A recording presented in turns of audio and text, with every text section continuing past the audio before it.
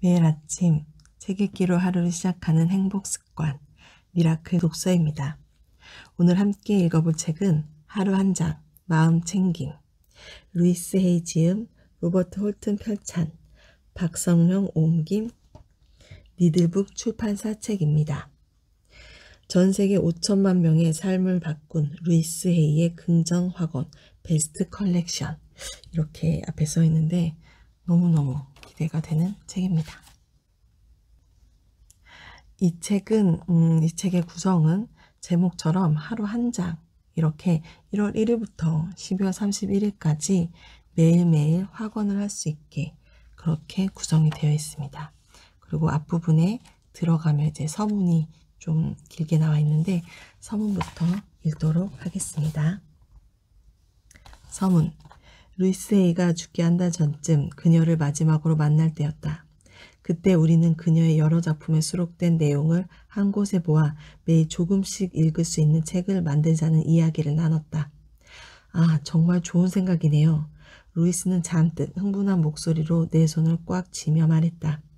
마치 생일 케이크를 받고 기뻐하는 어린 소녀 같은 모습이었다. 몸은 비록 노쇠했지만 그녀의 정신은 여전히 빛나고 목적의식으로 충만해 있었다. 나 역시 덩달아 흥분한 채 말을 이었다. 당신이 가장 좋아하는 긍정 학원을 책으로 엮으면 독자들이 날마다 당신을 만날 수 있는 좋은 방법이 될 거예요. 독자들은 당신과 함께 아침을 먹고 명상을 하고 당신을 욕실 선반 위에 올려두겠죠. 출퇴근길에 읽을 수도 있고 종이 들고 다닐 수도 있고요. 그럼 나는 매일 밤 전 세계 수백만 명들의 사람들과 함께 잠자리에 들겠네요. 루이스가 눈을 반짝이며 말했다. 맞아요.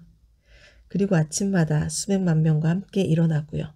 루이스는 그녀의 긍정학원으로 하루를 시작하고 마무리하는 전 세계 수백만 명 팬들의 습관을 떠올리는 듯 외쳤다. 이 책은 그렇게 시작되었다.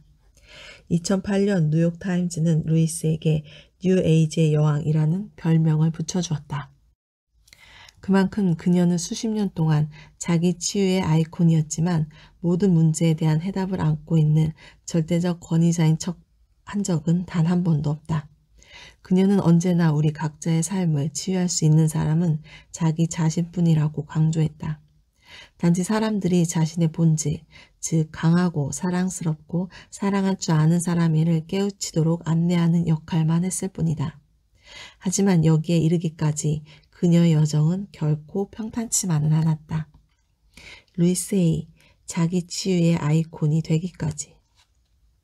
루이스는 의붓 아버지에게 학대당하고 이웃에게 성폭행당하고 고등학교를 중퇴한 뒤 임신하고 16살 생일에 갓 태어난 딸을 입양 보내는 등 자신의 굴곡진 인생 역정을 매우 솔직히 여러 차례 이야기해왔다. 그녀는 나는 자살할 만큼 용감하지 않았기 때문에 매일 빨리 죽게 해달라고 기도했어요. 라고 회상하며 이렇게 덧붙이곤 했다. 내 삶은 매우 고통스러웠지만 어떻게든 그럭저럭 견뎌냈어요.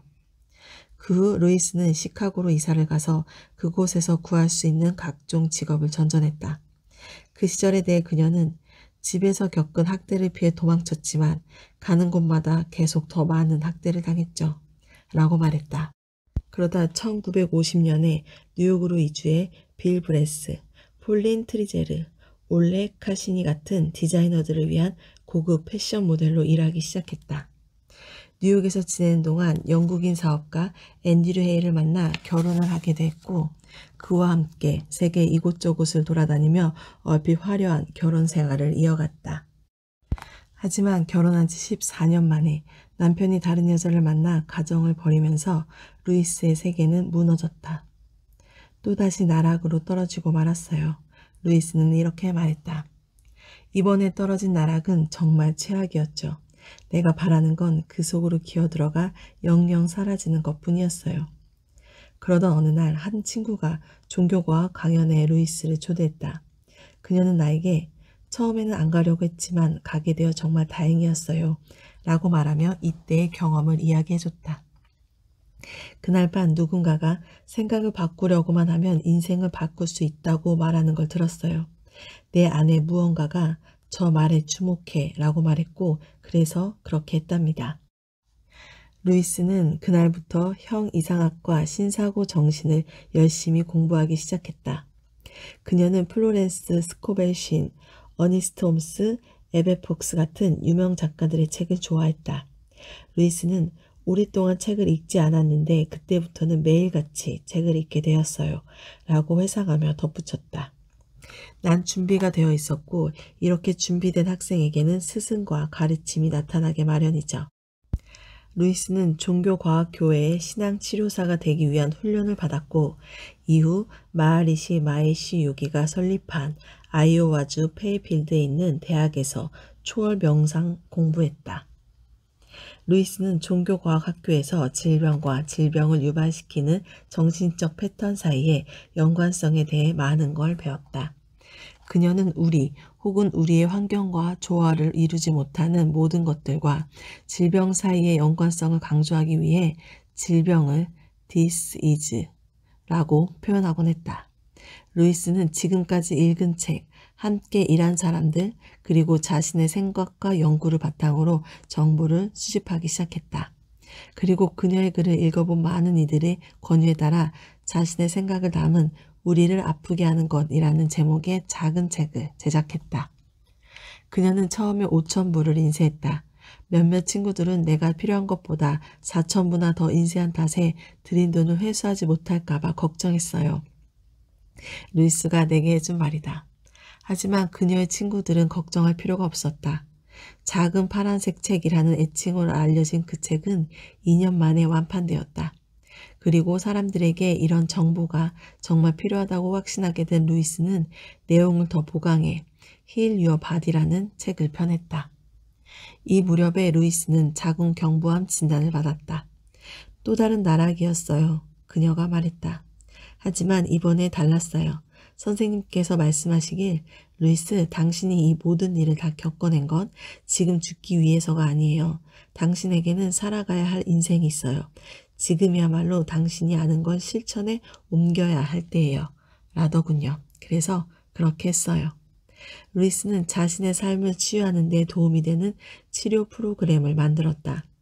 이 프로그램에 자신의 신사고 원칙을 적용하고 주로 용서에 집중했다. 몇 달 동안 치료사, 영양사, 지압사 등으로 구성된 팀과 함께 노력한 결과 의사는 그녀 몸에서 암이 사라졌음을 확인할 수 있었다.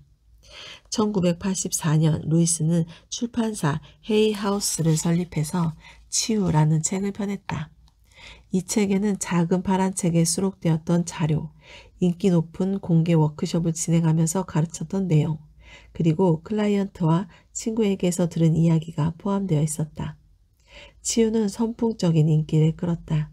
전 세계에서 5천만 부 이상 팔리며 루이스는 역사상 가장 많은 책을 판매한 작가 중에 한 명이 되었고 여성 작가 중에서는 J.K. 롤링, 다니엘 스틸, 바바라 카트랜드의 뒤를 이어 네 번째로 많이 판 작가가 되었다. 게다가 그녀 덕분에 자기계발서라는 새로운 장르가 발전하게 되었다. 루이스의 업적 가운데 가장 기억에 남는 것은 1980년대의 HIV, 즉 에이즈가 유행할 당시 그 병에 걸린 이들과 함께 선구적인 노력이다. 의료계는 어떻게 대처할지 몰랐고 사람들은 이 병에 걸린 누군가를 만지는 것조차 두려워했다. HIV나 에이즈 진단을 받은 사람들은 새로운 따돌림 대상이 되었고 두려움과 수치심을 느끼며 비밀스레 숨어들었다. 하지만 루이스는 주변의 시선에 구애받지 않고 나섰으며 6년 반 동안 매주 수요일 밤마다 HIV 감염자와 에이즈 환자를 위한 지원 모임을 개최했다. 한 클라이언트가 에이즈 환자들을 위한 모임을 열어줄 수 있느냐고 물어봤어요. 그래서 그러겠다고 했죠. 그렇게 시작된 거예요. 루이스의 집 거실에서 열린 첫 모임에는 남자 6명이 참석했다. 그 남자들에게 내가 늘 하는 일을 하겠다고 말했어요. 다시 말해 자기의 용서, 두려움 해소에 초점을 맞춰서 모임을 진행하겠다는 거죠. 그리고 가만히 앉아 노닥거리면서 시간을 보내지는 않을 거란 말도 했어요. 그건 아무에게도 도움이 안 되는 일이니까요. 주간 모임의 참석자는 빠른 속도로 늘어났고 곧 헤일라이드라는 이름으로 알려지게 되었다.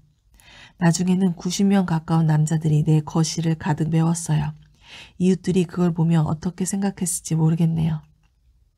매주 함께 이야기하고 울고 노래 부르고 미러 워크도 하고 또 우리 자신과 타인, 지구를 위한 다양한 치유 명상도 했어요. 헤어질 때는 서로 포옹을 나눴는데 그건 사랑을 돈독히 하는 데도 좋고 즉석 만남을 도모하는 데도 좋죠. 루이스는 활짝 웃으며 그때를 회상했다. 루이스가 하는 일의 필요성을 인식한 웨스트 할리우드시는 루이스에게 수백 명에 수용할 수 있는 공간을 내주었다. 결국 수요일 밤 모임에 800명 가까운 사람들이 모이게 됐어요. 이제 에이즈를 앓는 남자들뿐 아니라 남녀 모두 참석하게 됐죠. 그리고 가족들도요. 누군가의 어머니가 모임에 처음 참석할 때마다 모두에게 기립박수를 받았답니다. 루이스의 가장 친한 친구 다니엘 페랄타. 그는 1986년 1월에 도어 오프닝이라는 헤일라이드에 관한 영화 시사회에 참석했을 때 루이스를 처음 만났다. 다니엘은 언젠가 내게 그녀 덕분에 조건 없는 사랑이 뭔지 알게 됐다고 고백한 적이 있다. 실제로 다니엘은 헤일라이드에 관한 기사에서 루이스의 무한한 친절과 너그러운 정신에 관해 이렇게 쓰기도 했다. 루이스에이는 새로운 가능성, 새로운 존재 방식을 안내해준다. 그녀는 자기 자신을 사랑하라고 하면서 그 과정에 참여하기 위해 실제적인 단계들을 설명했다. 또 새롭고 색다른 방식으로 자기 수용과 자기 관리를 실천하도록 부드럽게 유도한다. 이 방법은 매력적일 뿐만 아니라 치유 효과를 발휘한다. 나는 루이스가 어떻게 사람들에게 재빨리 공동체 의식을 심어주고 한 번에 한 명씩 모두의 마음을 한데 모으는 놀라운 능력을 발휘했는지 똑똑히 기억하고 있다. 1988년 3월 루이스는 오프라 윈프리 쇼와 필 도나후 쇼에 출연 요청을 받았는데 심지어 둘 다 같은 주였다. 낮 시간에 방영되는 이 TV 프로그램에 출연한 뒤 루이스의 책 치유가 뉴욕타임즈 베스트셀러 목록에 올라 13주 동안이나 자리를 지켰다. 루이스에이라는 이름은 이제 미국뿐만 아니라 전 세계적으로 유명해졌다. 루이스는 도와줄 사람들을 고용했고 1987년에는 헤이하우스를 기업화했다. 그들은 루이스가 새롭게 얻은 명성 덕분에 발생한 도전에 맞설 준비가 되어 있다는 걸 증명했다. 루이스가 채용한 이들 가운데 특히 리드 트레이시라는 25세의 회계사와의 만남은 정말 행운이었다. 1998년에 헤이하우스 사장으로 승진한 그는 헤이하우스가 치유와 자기개발 분야의 국제적인 리더로 성장하도록 도왔다. 출판으로 시작한 이 회사는 점점 성장하고 오디오북, 카드텍, 영화, 온라인 강좌, 국제 워크숍 등을 제공하게 되었다. 헤이하우스는 루이스의 가르침을 공유하는 데서부터 시작되었지만 곧 웨인 다이어, 마리안 윌리엄슨, 캐롤라인 마이스, 디팍 초프라 같은 선구적인 작가들을 가족으로 받아들이기 시작했다. 루이스는 2015년 헤이하우스 월드 서밋 인터뷰에서 이렇게 말했다. 물론 우리가 경제적으로 성공해서 직원들에게 봉급도 주고 모두를 돌볼 수 있기를 바라지만 한편으로는 그보다 더 높은 비전이 있어요. 예나 지금이나 헤이하우스의 진짜 목적은 우리가 서로 사랑해도 안전한 세상이 되도록 돕는 것입니다. 우리가 만드는 모든 책을 통해서 사랑으로 세상을 축복하는 거죠. 나중에 루이스는 헤이하우스의 일상적인 운영에서 손을 떼고 1986년 설립한 자선단체 헤이재단에 더 많은 관심을 기울였다. 그녀는 여러 가지 가치 있는 대의를 지지하기 시작하면서 나는 세상이 치유되고 완전해져서 모든 사람의 의식주가 해결되고 행복해지는 모습을 꿈꾼다고 단언했다. 헤이재단은 자신들의 애정어린 활동을 좀처럼 세상에 공개하지 않는다. 루이스가 그러기를 바랬기 때문이다. 루이스는 우리가 삶을 치유하는 이유는 단순히 자신의 이익을 위해서가 아니라 자신과 타인을 사랑하는 사랑스러운 존재로서 이 세상을 밝히기 위함이라는 것을 분명히 했다. 이 책에 대해서 루이스가 평생 쓴 책은 자기계발서, 건강서, 요리책, 어린이 책 시리즈, 그리고 심지어 컬러링북까지 총 30권이 넘는다. 또 셔릴 리처드슨과 같이 쓴 특별한 인생 만들기, 나와 같이 쓴 인생은 당신을 사랑한다 같은 책도 있다. 책뿐만 아니라 카드텍, 오디오 프로그램, 해마다 나오는 난 할 수 있다 달력도 있다. 이 책은 이렇게 다양한 그녀의 작품 중에서 가장 영감을 주는 가르침만 엄선해 모은 것으로 윤년까지 포함해서 하루에 하나씩 총 366개 항목으로 구성되어 있다. 날짜별 항목마다 루이스의 긍정 학원을 제목으로 달았고 그 아래의 내용은 그녀의 저서나 칼럼 등에서 뽑은 고무적인 글귀 또는 내가 그녀와 나눈 진솔한 대화를 담았다. 책 속 모든 긍정 학원은 색자로 표기해서 따로따로 읽기 좋도록 활용성을 높였다. 루이스는 영적인 실용주의자였다.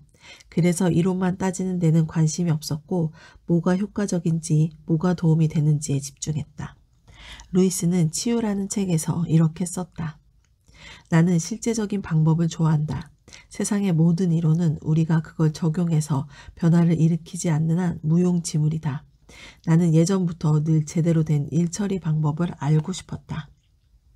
그래서 나도 이 책에 수록할 가르침을 선별할 때 실제적인 변화를 가져올 수 있는 영적 실천 방법을 제공하고자 노력했다. 이게 무슨 말이냐면 루이스가 쓴 책의 핵심 주제를 두루 다루면서 1년 내내 균형 잡힌 흐름을 가져가기 위해 애썼다는 의미다. 예컨대 자기에 관한 항목을 전부 2월이나 9월에 모아놓고 싶지 않았다. 그러면 나머지 기간에는 자기애를 신경 쓰지 말라는 이야기가 뭐가 다른가? 이런 균형을 적절히 유지하기 위해서 루이스의 핵심적인 가르침 10가지를 정리해서 만든 목록을 참조했다. 이 목록은 루이스가 작고한 직후 그녀의 페이스북에 올린 특별 헌정글을 통해 수백만 명의 팬들과 이미 공유한 바 있다.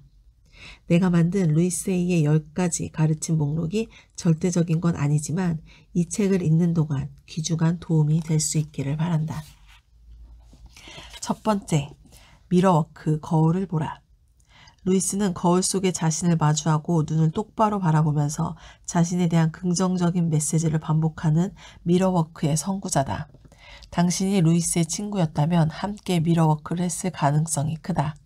나 역시 루이스의 거실에 있는 벽걸이 거울 앞에서 대부분의 대화를 나누곤 했다. 루이스는 인생을 거울로 여겼다. 이는 자기 자신과의 관계를 반영한다.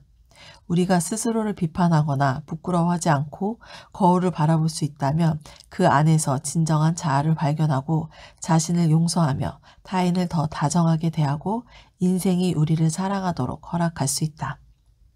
루이스는 미러워크가 자기애를 가로막는 장애물을 없애는 가장 빠르고 효과적인 방법이라고 추천하며 이런 글을 남겼다. 사람들이 어떤 문제를 안고 날 찾아올 때 난 그 문제가 건강 악화건, 금전적 궁핍이건, 불만스러운 관계건, 억압된 창의력이건 신경 쓰지 않는다. 내가 공을 들이는 부분은 딱 하나, 자신을 사랑하는 일뿐이다. 그녀는 누구나 하루 한 번씩 거울을 들여다보면서 사랑해, 널 정말 사랑해라고 말해야 한다고 독려했다. 부끄러워하지 마세요. 그녀는 이렇게 말하곤 했다. 이건 인생은 널 사랑해를 조금 다르게 표현한 것뿐이니까요. 두 번째, 긍정학원, 마음속의 생각을 선택하라. 루이스는 긍정학원의 여왕이었다. 그녀는 세상을 아름다운 상태로 바라봤다. 루이스는 치유에서 우리가 다루는 건 하나의 생각이고 생각은 언제든 바뀔 수 있다고 썼다. 문제가 무엇이든 간에 우리의 경험은 내면에서 하는 생각의 외적 결과에 불과하다. 자기 혐오도 자신에 대해 품고 있는 생각 중 하나일 뿐이다. 여기에서 긍정 확언이 등장한다. 우리가 말하고 생각하는 모든 것이 우리의 삶의 경험을 단정짓는데 문제는 평소에 우리가 말하고 생각하는 내용 대부분이 상당히 부정적이라는 것이다. 우리가 자신에 대한 생각을 바꾸면 세상에 대한 경험이 바뀐다. 이에 긍정적인 1인칭 표현을 사용해서 인생에서 원하는 걸 더 많이 긍정하고 만들어내자는 게 긍정학원이다. 자신의 사고방식을 재정립하고 스스로 선택한 패턴대로 말하자는 것이다. 루이스는 생각을 바꿈으로써 자신의 삶을 치유했다. 그녀는 이런 말을 한 적이 있다. 내가 한 첫 번째 긍정 확언은 나는 아름답고 모든 사람이 날 사랑해 였어요. 처음에는 그 말을 믿지 않았지만 그대로 계속 읊조렸죠. 사흘쯤 지나자 사람들이 나를 친절하게 대한다는 걸 알아차렸어요. 주차할 곳을 바로 찾았다는 걸 느꼈죠. 교통신호등이 때맞춰 녹색으로 바뀌어서 제 시간에 도착할 수 있게 도와줬고요. 내 첫 번째 긍정 확언이 인생을 경험하는 방식을 바꿔놓은 거죠. 정말 기적 같은 일이었답니다. 루이스는 다들 자기 생각을 살펴보고 원하는 생각을 선택하라고 격려한다. 자기에게 효과적인 생각을 하세요. 마음에 드는 생각, 애정어린 긍정 학원을 골라 하루 종일 되뇌이는 것이다. 그냥 중얼거리기만 해서는 안 된다. 큰 소리로 말해야 한다. 거울 앞에서 해보기도 하고 긍정 학원을 써서 냉장고에 붙여둘 수도 있다. 손바닥에도 적어본다. 중요한 것은 진실을 담아 그 긍정 학원 내용을 실천하는 것이다. 세 번째, 내면의 울림에 귀를 기울여라. 루이스는 내면의 울림에 대해 이야기하는 걸 좋아했다. 이는 영적인 인도를 가리키는 그녀만의 애칭이었다. 나는 우리 마음이 언제나 하나의 무한한 정신과 연결되어 있고 그렇게 언제든 모든 지식과 지혜를 이용할 수 있다고 믿는다. 우리는 내면의 불꽃, 고귀한 자아, 내면에 존재하는 힘을 통해 우리를 창조한 무한한 정신 및 세상의 힘과 연결된다. 루이스는 한 책에서 이렇게 썼다. 루이스는 인도된 삶을 사는 법을 배웠다. 그녀는 자기 내면의 울림을 믿었다. 영적인 길에 처음 발을 디딘 이후 나는 그 무엇도 통제할 수 없고 또 통제할 필요가 없다고 느꼈다. 인생은 언제나 내게 필요한 것들을 가져다 줬다. 나는 그저 내 앞에 나타나는 것들의 반응을 보이기만 하면 됐다. 루이스가 또 다른 저서에서 한 말이다. 루이스가 가장 좋아하는 영적 실천 방법 가운데 하나는 거울 앞에 조용히 앉아 내면의 울림과 연결된 다음 오늘은 내게 무엇을 알려줄래? 라고 묻는 것이다. 네 번째, 모든 사람의 모든 것을 용서하라. 루이스 A는 어떻게 루이스 A가 될 수 있었나요? 그녀와 인터뷰를 하면서 이런 질문을 한 적이 있다. 그때 그녀는 용서라는 한마디로 대답했다. 루이스는 기적 수업이라는 책을 읽으며 그 책의 용서에 관한 가르침에서 많은 영감을 받았다. 이후 그녀는 용서를 강조해왔고 한 책에서 내게 상처 입힌 사람들을 용서하지 않았다면 지금의 나는 없었을 것이다. 그들의 과거에 내가 한 일 때문에 오늘 내 자신에게 벌을 주고 싶지는 않다. 라고 썼다. 그녀는 용서란 과거를 놓아주는 것이라고 간단하게 정의하면서 이는 자유로 향하는 길이자 미래를 새롭고 밝은 색으로 칠하는 데 필요한 기적의 재료라고 설명했다. 다섯 번째, 오늘을 감사하라. 루이스에게 감사란 특별할 때만 치르는 의식이 아니라 일상적인 영적 실천 중 하나였다. 그녀는 매일 아침 눈을 뜨며 밤새 잠을 잘 자도록 도와준 침대에게 감사하는 일부터 시작했다. 그리고 하루 종일 정성스럽게 감사를 실천했다. 내가 인상 깊었던 건 루이스가 잘 작동하는 컴퓨터나 자동차, 주전자 등 무생물에게 감사하던 모습이었다. 그녀는 감사하는 마음을 기억하면 하루를 더 즐겁게 보낼 수 있다고 내게 말했다. 루이스는 감사가 곧 긍정 학원이라는 걸 알고 있었다. 감사하면 할수록 감사를 느낄 이유는 더 많이 찾아낼 수 있다며 여러 해 동안 감사 일기를 썼다. 밤에는 잠자기 직전에 하루를 돌아보면서 그날한 모든 경험을 축복하며 감사했다. 동시에 실수를 저지르거나 부적절한 말을 하거나 최선이 아닌 결정을 내렸다고 생각되는 경우에도 그런 날을 용서하며 주변에 감사했다. 루이스가 자신의 책에서 한 말이다. 여섯 번째, 자기 몸을 돌보라. 루이스의 집에서 묵기로 한 전날 그녀에게서 연락이 왔다. 반바지를 가져오세요. 알레아한테 필라테스 수업을 받기로 했는데 우리 같이 해요. 네, 꼭 하셔야 돼요. 내 반바지를 빌려 입는 한이 있어도 말이에요.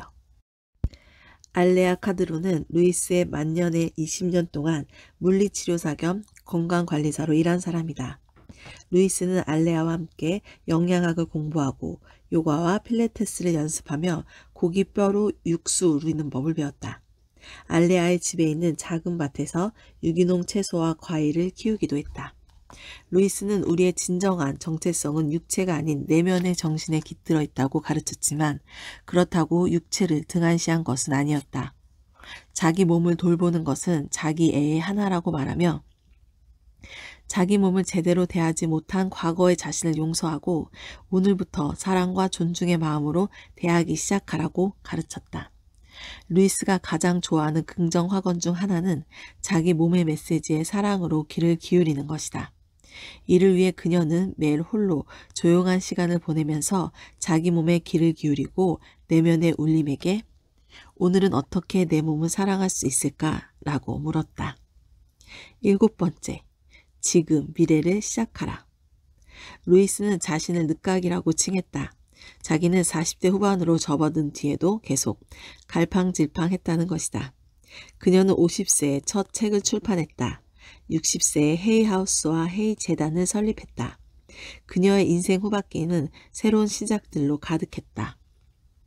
루이스는 연초가 되면 자신의 영적 성장을 위한 목표를 꼼꼼히 정하고 새로운 걸 배우기 위해 노력했으며 전에 가보지 못한 곳으로 여행할 계획을 세웠다. 루이즈는 자신의 노년을 기꺼이 받아들였다.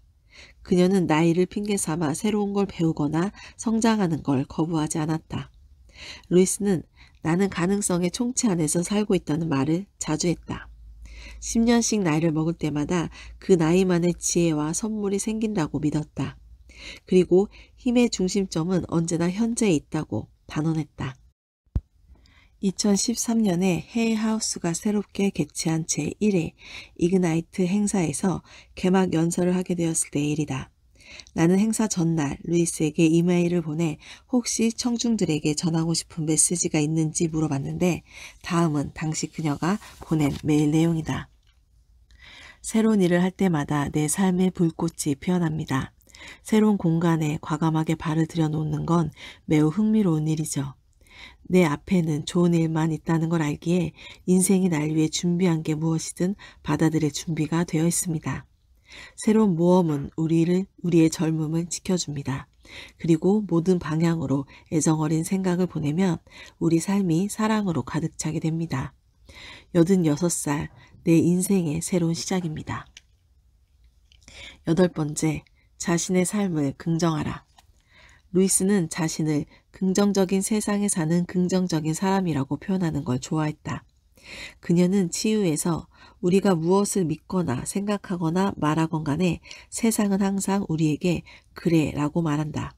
우리가 가난하다고 생각한다면 세상은 그 생각에 동의한다.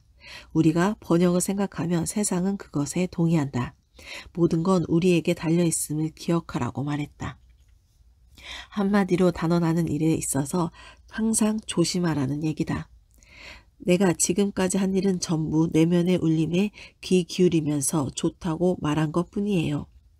루이스는 작가, 강사, 출판업자, 교사, 예술가, 서상가로서 자기가 한 일을 돌아보며 이렇게 말했다. 루이스에게 긍정은 많은 걸 의미한다.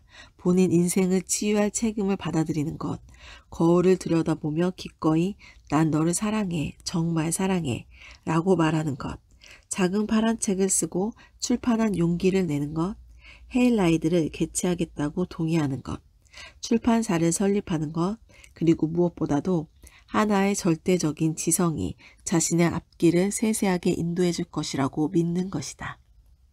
9번째, 언제나 즐겨라. 루이스의 인생 전반기는 별로 즐겁지 않았지만 후반기에는 그걸 만회하고도 남을 정도로 멋진 시간을 보냈다. 이는 주로 그녀가 자기 내면의 아이와 함께한 치유 작업 덕분이다. 루이스는 나중에 이런 내면 아이 치료 작업을 놀이라고 부르면서 지지했다. 그녀는 우리가 성숙하고 현명한 어른으로 성장하려면 내면의 아이를 기꺼이 사랑해야 한다고 가르쳤다. 루이스는 내면의 아이를 긍정해 주라고 조언했다. 그 아이에게 관심을 기울이세요. 자기 내면의 아이를 사랑하고 받아들일수록 과거를 빨리 치유하고 현재로 옮겨와 즐겁게 지낼 수 있어요. 루이스는 70세에 어린이 미술 수업에 등록했다. 어릴 때 그림 그리는 걸 좋아했는데 학대를 받기 시작하면서 그만뒀죠. 라고 회상했다. 75세에는 성인반 미술 수업을 받았다.